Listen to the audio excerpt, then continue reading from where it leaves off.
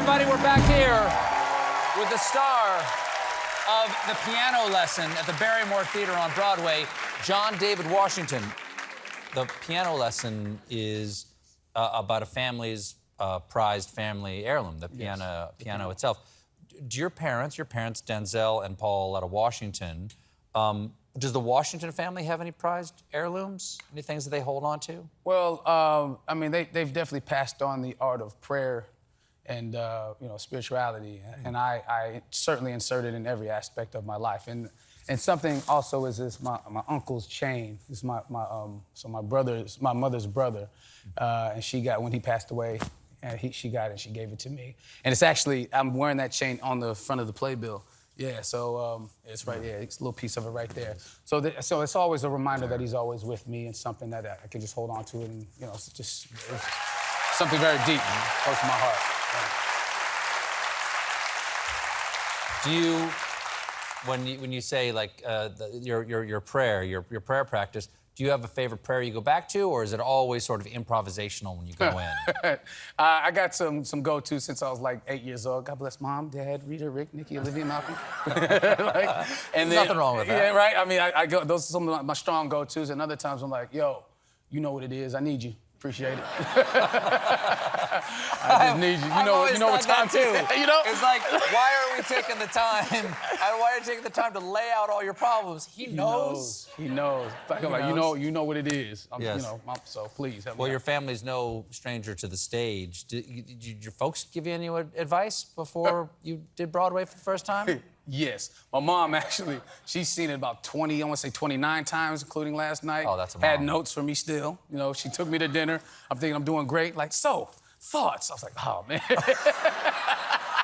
I'm like, this is, we're in December. These are in no particular order. Yeah, exactly. No, literally, though. She said that. Upstaging Samuel. Right. The jump, just make it higher. But no, just great, they're great supportive parents. My father talks about owning your space and just, believing what you're saying. My mother the same way. Oh, I love that, owning the space. What does that mean for you? Well, just, standing strong and not being afraid to stay still and deliver the lines at times, and then don't be afraid to move, turn, and talk to your partner at times. Finding your power spots on stage, that feel the most comfortable and natural for the character to be in while delivering a certain part of the monologue or the conversation. Where's your power spot? I can't tell you that. I guess you gotta...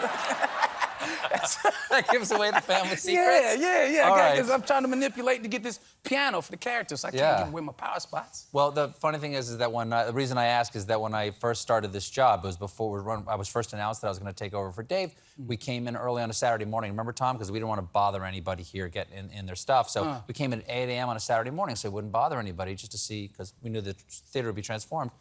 And I was wondering where I would want to stand on stage to do the monologue. So I walked around various places, and I said, hey, could you move this pile of boxes that was here? I want to stand right up, see what that feels like. Yeah. So they moved it, and I stood there, and I went, yeah, this feels right. This feels like where you would do it. And I looked down, and between my feet was the red dot where Dave stood. No kidding. And I went, of course this is where you would do the monologue. This is the only place that feels good, and it's hard to explain that feeling. Yeah.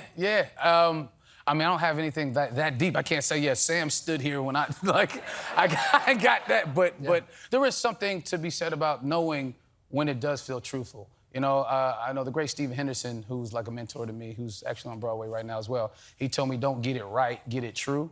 So instead of aiming your performance, try to be, as truthful as possible. So sometimes there's certain positions and body positioning you have, posture, that allows you to tell the best truth of the character at the time. So, finding that, and it varies a lot of different nights. It could be different. So that's what's exciting about live theater.